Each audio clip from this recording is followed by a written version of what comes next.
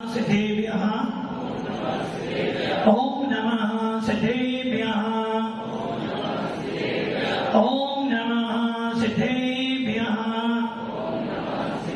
यदर्जा भावेन तनुदितमनादरे दुर्यः क्षणाता सिद्धवर्गी गुणगण समृद्धा सुखनिधि लवन्ते संपत्त्या शिवसुख समाजं किमुदता महावीर स्वामी महावीर स्वामी महावीर स्वामी नयन पथगामी भक्तों में दुर्वा पंथनो नित्यं ज्ञान दर्शन नायिका चारित्राणां गंभीरा मोक्ष मार्गोपदेशका पंच प्रकृति भगवान की सबके पद को हमें बोलने के लिए एक मुंह है।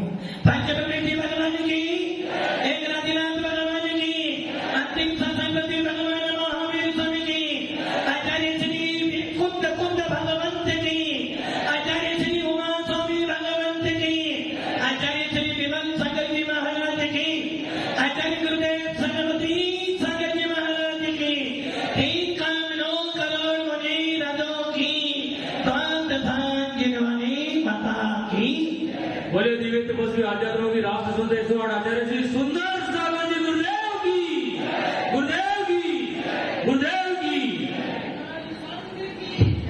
भव्य आत्मा कुछ नया नया दिख रहा है ना हमको, कुछ नया नया दिख रहा है। आपकी काम बंद, कुछ नया दिख रहा है। क्या नया दिख रहा है? कुछ भव्य जीव भी आ गए हैं और ये ऐसे भव्य जीव हैं कि इनको सूर्य दर्शन देने इनके घर में जाता है, ये सूर्य के पास नहीं जाते। भव्य आत्माओं, बड़े सौभाग्यशाली हैं हम, बड़े पुण्यशाली हैं हम लोग कि हम लोग छेद हैं। भगवान महावीर का शासन मिला है, जिस शासन को पूरा विश्व मानता है। ऐसा जिन शासन, ऐसा भगवान महावीर का धर्म हमें मिला है और वो धर्म एक बात कहता है बस, कर भला होगा बुरा, कर भला होगा भला, कर बुरा होगा बुरा। यदि हम भगवान महावीर के अनुयायी हैं तो हमारे भावों में, हमारी क्रियाओं में, हमारे विचारों में बस एक ही बात आनी चाहिए, कर भला होगा भला। यदि हम अपने अच्छे परिणाम बनाएंगे तो हमारी पुण्य का वर्धन होगा। यदि हम अपने अच्छे परिणाम बनाएंगे तो सामने वाले के परिणाम खराब हो या अच्छे हो, मेरा कुछ बिगड़ने वाला नहीं है। और यदि मेरे परिणाम खराब हैं और सामने तीर्थंकर भी आ जाए तो कहना कि हमारे परिणाम बदलने वाले। यदि मेरे भाव खराब हैं और सामने तीर्थंकर आके समझा भी दे तो मैं मानने वाला। इसलिए कहते हैं अतिशो के कर्मों के आने से संतों का समागम मिलता है, संतों की वाणी सुनने से दुख जन्म मरने का मिटता है। बड़े इंतजार के बाद उषा जी, बड़े इंतजार के बाद क्या मिला? पवन जी क्या मिला? बड़े इंतजार के बाद क्या मिला? देखो, अपनी अपनी बात करें, हमारी बात तो करिए। बड़े भाग्य से, बड़ी दुर्लभता से चातुर्मास मिला है और इससे भी ज्यादा कठिन हमें ये नर भव मिला। यदि ये नर भव ना मिलता और चैन ना होते तो कहां पड़े होते? या टोपी वाले पड़े होते, या तिलक वाले, या फिर कलश चाची वाले। क्या करते? दूसरों को मारो, स्वयं जियो। आज आपको जिन शासन मिला है वो क्या कह रहा है? जियो और जीने दो। बाहर जाते हो, कोई गुस्सा किसको मानते हो? किसको हाथ जोड़ते हो? भाई हम तो जैन हैं, किसको नमस्कार करते हैं? सबको। सोमवार अलग भगवान, मंगलवार के अलग भगवान, और शनिवार आ जाए तो हनुमानी शनि देवता, दुकान नहीं चलती शनि देवता पूछते हैं, और गुरुवार आ जाए तो साईं बाबा। जहां निकलते हो वहीं पर माथा जैन हो। इसलिए आचार्य ओमा स्वामी भगवान कह रहे हैं भगवान कौन होता है? महाराज जी सारे भगवान हैं। टोपी वाला कहता मेरा भगवान बढ़िया, तिलक वाला कहता मेरा भगवान बढ़िया, और सरदार कहते हमारे भगवान बढ़िया, और जैन कहते हमारे भगवान बढ़िया। सबके भगवान बढ़िया होते हैं, कभी ऐसा नहीं हो सकता भगवान तो एक ही बढ़िया होगा। ये हो सकता है कि आपकी मैडम सबसे सुंदर हो आपके लिए, दूसरे के लिए उसकी मैडम, किंतु भगवान एक होता है और वो सबके द्वारा पूजनीय बदनीय होता है। ऐसा नहीं हो सकता कि मेरा भगवान सामने वाले का बुरा करे, सामने वाले का भगवान मेरा बुरा करे। जो भगवान भला बुरा करता है वो भगवान नहीं होता है। आचार्य ओमा स्वामी जी ने अपने प्रकाश सूत्र के पहले मंगलाचरण में क्या कह रहे हैं? मोक्ष मार्ग से नेतारम भेतारम कर भूवता ज्ञातारम विश्व तत्वानां बंधे तद्गुण लब्धे। इन दो लेनों में सच्चा भगवान कौन होता है? कौन सा भगवान? सच्चा। झूठे भगवान होते हैं क्या? नहीं होते, होते हैं। क्या भगवान, आप जैन हो, क्या आपके भगवान खाते हैं? बताइए कौन है? जैन। कौन हो? यही तो कारण है कि हमारे बच्चों में, हमारे युवा लोगों में अपने धर्म के बारे में बोलने का नंबर आ जाए तो कोई नहीं, और किसी मूवी के बारे में बोलना हो, किसी गाने के बारे में बोलना हो, किसी की रेकी करनी हो तो पूरा का पूरा इतिहास खोल देंगे। हाँ भैया, नंबर 2 भगवान किसे कहते हैं? नहीं पता। क्योंकि साधु संतों से हमारा कब आना, रात में जाना जब महाराज मौन रहे, और या फिर कब जाना, हाथ दान देने जाना, महाराज को चाहूं रात्रि भोजन, हाँ महाराज महाराज का ध्यान है। ये ध्यान रखना बड़े भाग्य से मिला है जिन शासन। आगे मैं बोल दूं आपको, कोई पूछ ले आपके साधु निर्गत रहते हैं, उन्हें शर्म नहीं आती क्या? आप क्या बोलोगे? हाँ भैया, क्या समझ लेते हैं, क्या बोलोगे?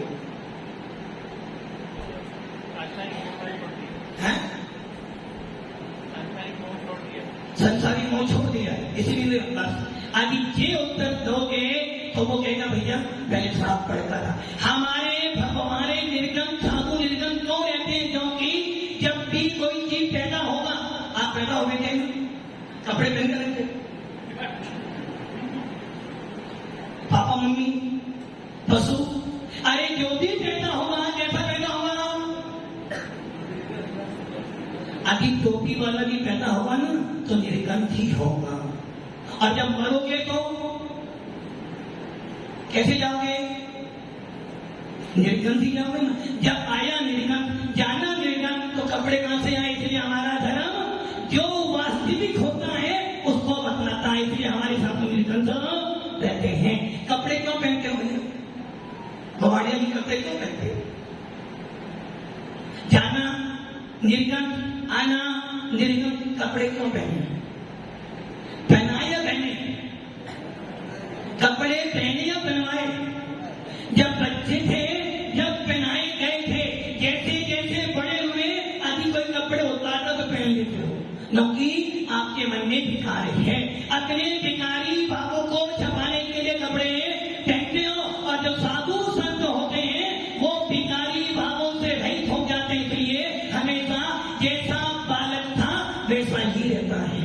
इसलिए जैन साधु निर्गम इसलिए रहते हैं कि जैन साधु नहीं, अरे भाई मानव का आत्मा को हमेशा निर्गम ही आती है और निर्गम ही जाती है। इन दो लाइनों में उमा स्वामी जी यही बात कर रहे हैं। सच्चा भगवान कौन? कल अपनी चर्चा चली थी, कैलाश जी ने बोला था कि भगवान किसे कहते हैं? अरिहंत। कितने परमेष्टि होती? यहाँ नाम पता है? अरन, सिद्ध, आचार्य, उपाध्याय और साधु। ये क्या हमारे पंच परमेष्टि। इसमें से जो अरन परमेष्टि है उनकी पहचान क्या है? डॉक्टर जी ने कल बोला था और मैंने बोला था कि मोक्ष मार्ग से नेतारम भेतारम कल भूपता यातारम विच तत्वानाम वंदे तकुन लब्धे। ये श्लोक गलत है, ये डॉक्टर साहब पे सही है, कैलाश जी सही है ना। और 3 विशेषण कौन से थे? हितोपदेशी, सर्वज्ञ और विद्वान। जो सच्चा भगवान होगा, जो सच्चा भगवान होगा वो कैसा होगा? हितोपदेशी, सर्वज्ञ और विद्वान। नंबर 2 उपयोग ज्ञान, आखिर ना क्या कह रहा हूं मैं? सच्चा भगवान कौन? अरिहंत के 3 विशेषण। पहला हितोपदेशी, दूसरा सर्वज्ञ और तीसरा वितरागी। अब देखते हैं जब कोई नेता आता है क्या करता है? सबसे पहले क्या करता है नेता? भाषण देता है। और जो भाषण देना सीख जाए वो कौन बन गया? नेता। और विनोद जी, पंडित किसे कहते?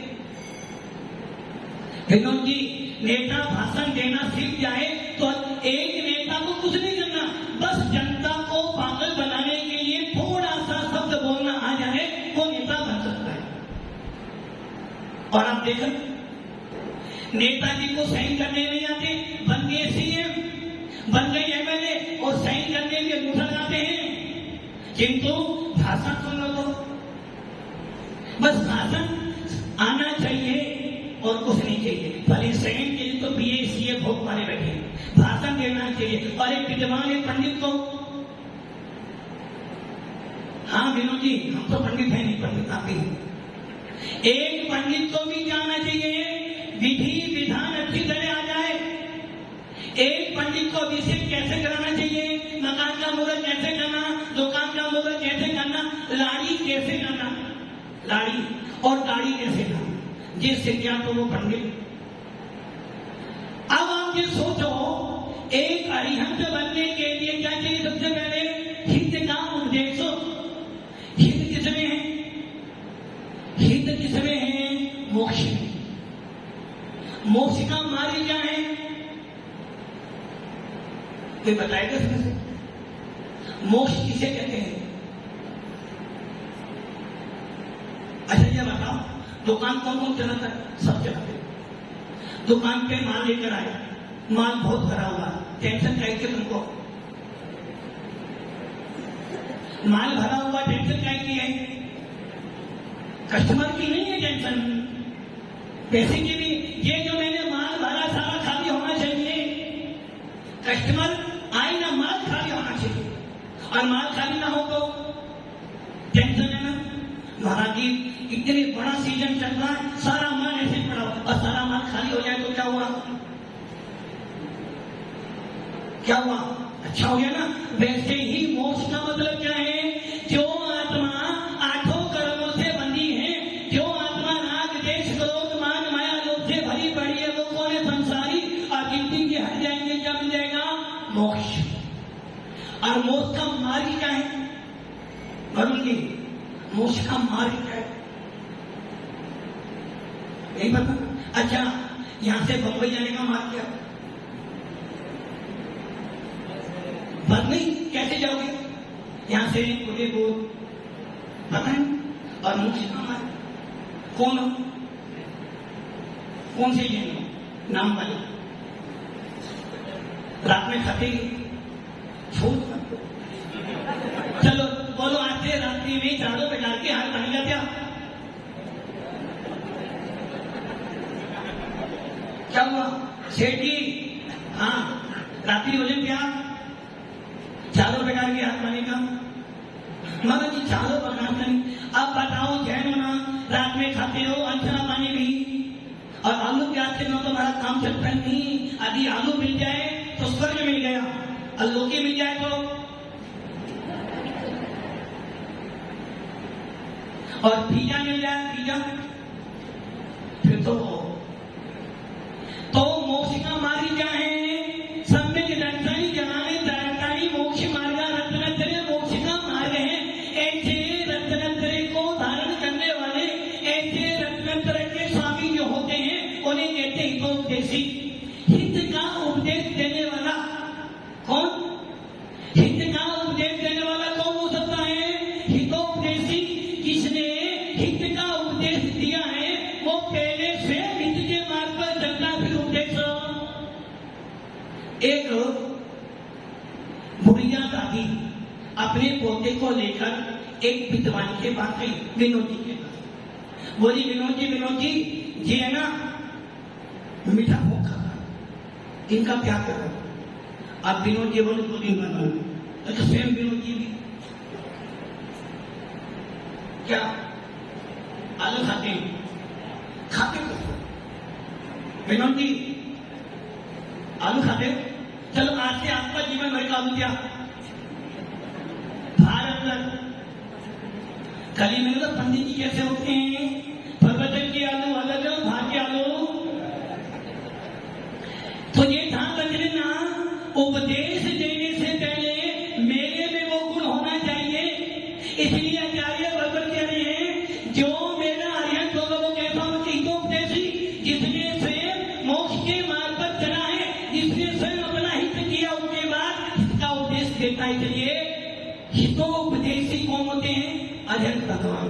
अब मेरा सवाल है जीवन में प्रतीक, ये बताओ पंच प्रविष्टि में बड़ा कौन होता है? 5 प्रविष्टि में बड़ा कौन है? सिद्ध बड़े फाइनल देने की आगे आता है। हाँ, सिद्ध प्रविष्टि बड़े नमो का मतलब नमो सिद्धाणम, नमो आर्यणम। बड़े कौन है? सिद्धना। पहले क्या बोलते हो? नमो आर्यणम। तो क्या बोलना है आपसे? नमो सिद्धाणम बोलोगे? क्यों नहीं बोलोगे? बड़ा कौन है? बड़ा कौन है? सिद्ध है तो पहले कौन बोलोगे? अच्छा, पवन की बड़ी है दिनेश की बड़ी? नहीं, दोनों बड़े तो नहीं। उमर से पवन जी नहीं, सब में तो नहीं।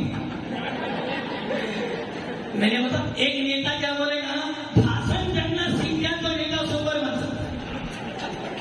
उसी प्रकार एक मोक्ष मार्ग में बढ़ने वाला व्यक्ति कैसा होना चाहिए? जिसको अपनी आत्मा पे पूर्ण श्रद्धा हो। यदि नेता के पास भाषण नहीं तो पार्टी डाउन, और यदि एक सम्य दीप्ति मोक्ष मुमुक्षु के बाद यदि आत्म ज्ञान नहीं तो उसका मोक्ष मार्ग डाउन। पवन जी बड़े हैं, पहले नमस्कार किसको करोगे? पवन जी को, दिनेश जी को? पवन जी। और मान लो दिनेश जी पीएम बन जाए, सीएम बन जाए, तभी क्या करोगे? क्या करोगे? अच्छा देखो, पवन जी और मेरे में कितना अंतर है? बहुत अंतर है।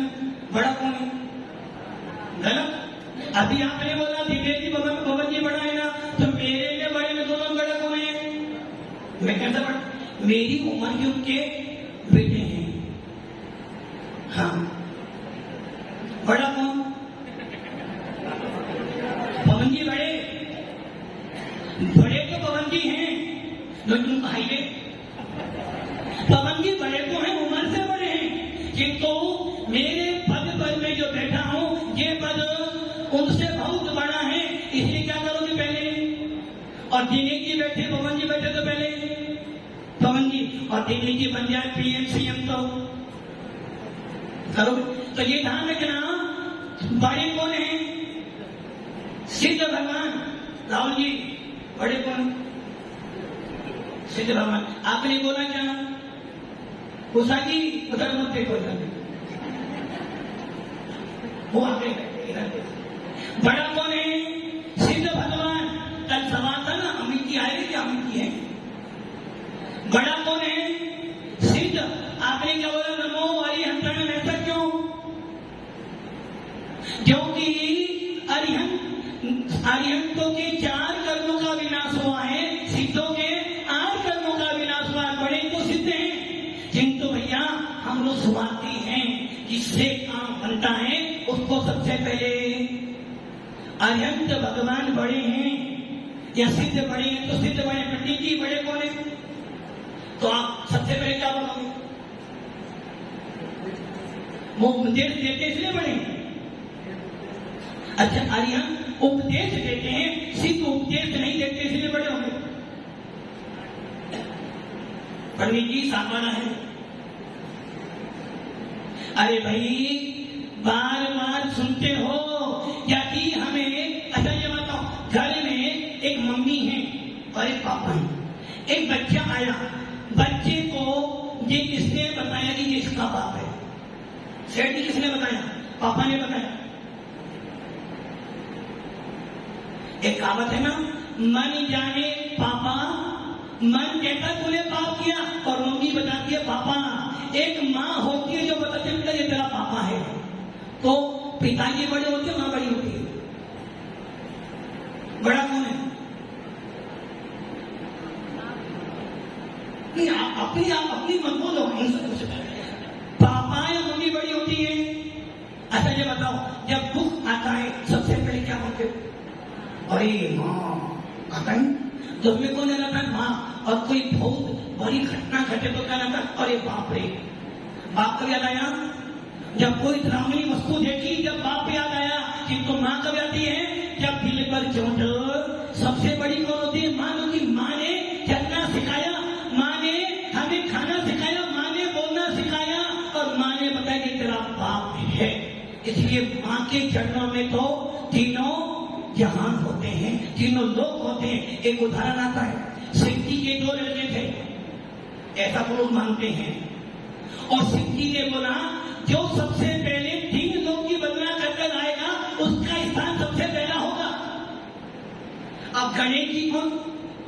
गणेश जी बड़े चतुर थे। उन्होंने सुना था कि माँ है मेरी बात। दूसरा जो भाई था वो थोड़ा 3 लोग की परिक्रमा करने दौड़ा। गणेश जी ने क्या किया? सिद्धि बोले भी क्या वरना हार जाएगा। बोले पिताजी शांत रहो ना, मुझे पता, मुझे भी अकल है। हर माता पिता अपने बच्चों को बेटा भाजन संग से जाना, ये मत करना, वो मत। अरे भाई उसको पता ही क्या करना है और वो तुम्हारी सुनने वाला बेटा मोबाइल कम चलाना, वो जगह चलेगा। तो गणेश जी चुपचाप खड़े, बेटा आगे रास्ते आगे। सिद्धि बोले भाई वो आने वाला तू जा, अभी जाता हूँ। उसने क्या किया? पार्वती के 3 चक्कर लगा दिए। क्या करा? पिताजी फर्स्ट में आया। बोले कैसे? ये बताओ दुनिया में सबसे बड़ा कौन? बोले माँ। और 3 लोग किसके चरणों में हैं? माँ के। तो मैं प्रथम हो गया। इस कारण गणेश को सबसे पहले पूजा जाता है। अब अरंत और सिद्ध, बड़ा कौन है? सिद्ध। बोलते क्या है? नमो अरिहंताणम। क्यों? क्योंकि हितोपदेशी का विशेषण भले अनंतों का ही है। सिद्ध बाबा उपदेश नहीं देते, किंतु अनंत भगवान क्या करते हैं? अरे सिद्ध भगवान कैसे होते हैं? मोक्ष कैसा होता है? सिद्ध बनने का मार्ग क्या है? किसने बताया? अरहंतों ने। और हम कैसे स्वार्थी, जिसने हमारा भला किया सबसे पहले उसका नाम लेते थे, नमो अरिहंताणम। अरहंतों के प्रसाद से हमें सिद्ध स्वरूप का बोध हुआ, इसलिए सबसे पहले नमो अरिहंताणम बोला जाता है। अरहंत के 3 विशेषण, हितोपदेशी, सर्वज्ञ, वीतरागता। सिद्धों के 2 विशेषण, वीतरागता और सर्वज्ञता। अब देखिए श्लोक को। मोक्ष मार्गस्य नेतारम भेतारम कर भूपता ज्ञातारम तत्वानाम वंदे तकुम लभिस्तात् लिखे गए। मोक्ष मार्गस्य नेतारम। मोक्ष किसे कहते हैं? मोक्ष 8 कर्मों से एक को मोक्ष। और मोक्ष का मार्ग क्या है? मोक्ष मार्ग से। मोक्ष का मार्ग क्या है? सम्यक दर्शन, सम्यक ज्ञान, सम्यक चारित्र। मोक्ष का मार्ग है रत्नत्रय। मोक्ष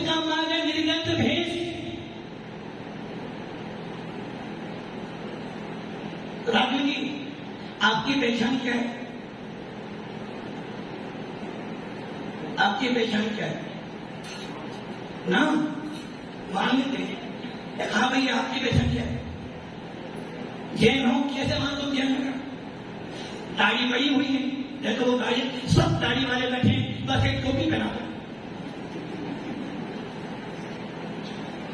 दिनेश जी, सबकी दाढ़ी बड़ी हुई है, एक काम करो, सबको दाढ़ी में कपड़े टोपी लगा दे दो।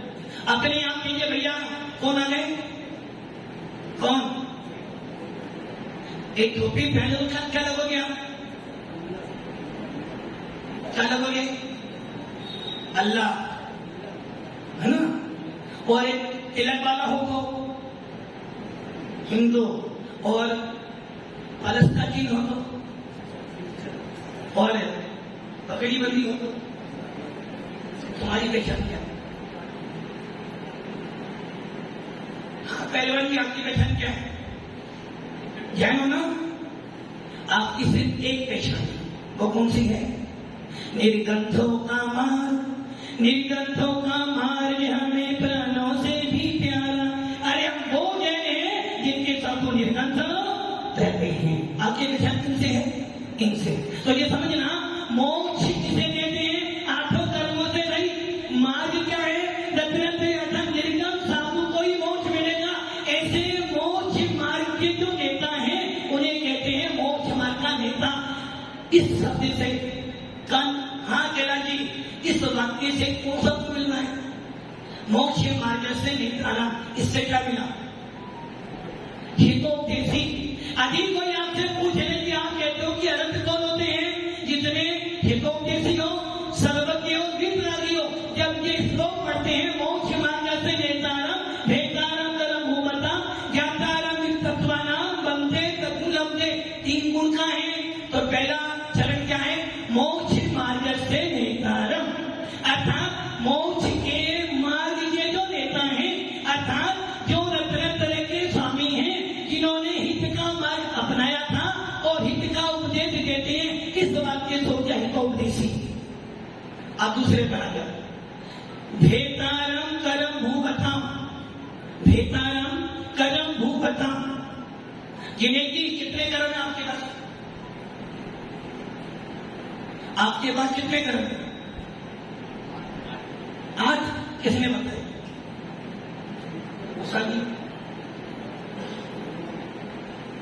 हमने। अच्छा, आपके पास 8 कर्म है या 7 कर्म है? ये 8 से ज्यादा भी नहीं। बोलो महाराज, आप एक नेता से ये पूछो, कैसे बताए? आप ये पूछो कौन सी पार्टी में क्या चल रहा है? कर्म कितने हमारे पास? 8।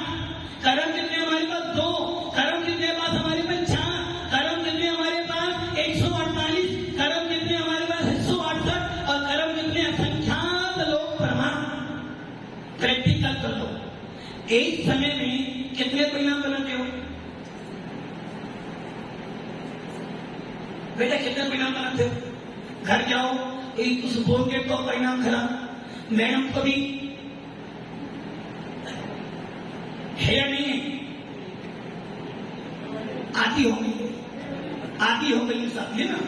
ये सोचो, विचार करना, आपके एक समय में कितने परिणाम बनते हैं? असंख्यात परिणाम बनाते हो। इसलिए आचार्य कह रहे हैं कर्म कितने? असंख्यात लोक प्रमाण। इसका क्या हो गया? एक लोक कितना है? कैलाश जी, एक लोक कितना है? एक लोक कितना है? हमें नहीं पता, हमको सवाल पूछे। एक लोक कितना प्रमाण है? एक लोक का एक लोक कितना बड़ा है? क्या करें? 14 क्यों? एक लोक कितना बड़ा है? असंख्यात प्रदेशी लोग है। ऐसे असंख्यात लोग इतने कर्म मानते एक समय में। एक समय में कितने कर्म मान रहे हैं? सिद्धों के अनंत में भाग, अभव्यों के अनंत में गुण। इतने कर्म मानते तो सोचो, जीवन भर में, दिन भर में कितने कर्म मानते हैं हम? इसलिए आचार्य कह रहे हैं मोक्ष मार्ग से नेताना, जो हित के मार्ग पर चला था, जितने हित का उपदेश दिया वो देखो देती कर्म भेतारम कर्म भूभताम। भेतारम मैंने भेदन करने वाला, विनाश करने वाला, अलग करने वाला कर्म भू पता। कर्म मैंने डेफिनेशन, कर्म कर्म किसे कहते हैं? जो क्रिया करते हो, किससे क्रिया करते हो? क्रिया करते हो? नहीं करते? अभी भी कर रहे। मन वचन कार्य है? नहीं। इसलिए कहते हैं क्लासों में आओ, उपदेश सुनो तो कुछ परिवर्तन होगा, वरना जैसे आए थे वैसे ही। और हम ये कहते हैं आस परंपरा के अंदर, या हम कहते मुनि भक्तों के अंदर सबसे बड़ी कमी है स्वाध्याय की, वो स्वाध्याय नहीं करते। और इस संप्रदाय ऐसा भी है, मात्र स्वाध्याय स्वाध्याय स्वाध्याय साधु संतों से। हमें क्या बनना है? स्वाध्याय वाला बिना स्वाध्याय वाला, तो बताइए साधु संतों से दूर। हमें ऐसा बनना है, स्वाध्याय भी करेंगे और साधु संतों की भक्ति भी करेंगे। तो कर्म वो बता, कर्म में जो हम क्रिया करते हैं मन से, वचन से, काय से, उन क्रियाओं से पुष्कर वर्गना आती है और आत्मा से कितन जाती है, वो कर्म बन जाता है। कर्म भू बता, भू मैंने पृथ्वी, बता मैंने प्रभु, जो कर्म पर्वत के समान भारी थे, ऐसे कर्मों को विनाश कर दिया। इससे क्या मिल गया? वीतरागता। अब नीचे आया है, जाता राम विश्व तत्वान, विश्व कितना बड़ा है? ऐसे विश्व में 6 धर्म, 7 तत्व, 9 पदार्थ, जीव, पुंगल, धर्म, आकाश काल, जीव, पुंगल, जीव, अजीव, आश्रम, बंद, स्वर्ग, निद्रा, मोक्ष, पुण्य, पाप, इन सभी कर्मियों को, समस्त पदार्थों की चिरकाली भूत, भविष्य, वर्तमान की सारी बातें जो जानते हो पत्थर, उन्हें कहते हैं सर्वज्ञ। बनते गुण लगते, ऐसे गुणों की प्राप्ति करने के लिए मैं उनकी वंदना करता हूं। हाँ कहना की सही है ना? हितोपदेशी, सर्वज्ञ, वीतरा। पहला गुण कौन सा? हितोपदेशी, दूसरा सर्वज्ञ, तीसरा वीतरा। ये श्लोक आचार्य भगवत का है और मेरी बुद्धि से गलत है, आपकी बुद्धि से कहना ही आपकी बुद्धि से सही है ना? कहलाती सही है ना? कल वाली बात आपने क्या बोला? पहला को हितोपदेशी, दूसरा वीतरा, तीसरा अभी भी गलत है, अभी भी गलत है। कैसे गलत है ये चर्चा कल करेंगे। ये ध्यान रखना, हम लोग जैन हैं, हिंसा धर्म के पालन करने वाले। जैनों का आचरण बोल से नहीं, आचरण से दिखना चाहिए। जैन व्यक्ति बोलता कम है, दिखाता ज्यादा है। इसलिए जैन साधु कहीं से निकल जाते हैं, लोग कहते हैं जैनों के साधु आए, और आप निकल जाओ तो या तो झंडा लो या फिर टोपी पहन लो। भव्यात्माओं, आपकी शान निर्गल साधु की है और निर्गल साधु आपके हैं। अपने धर्म की, अपने साधु की रक्षा करो और अपनी आत्मा का कल्याण करो। ओम नमः शिवाय।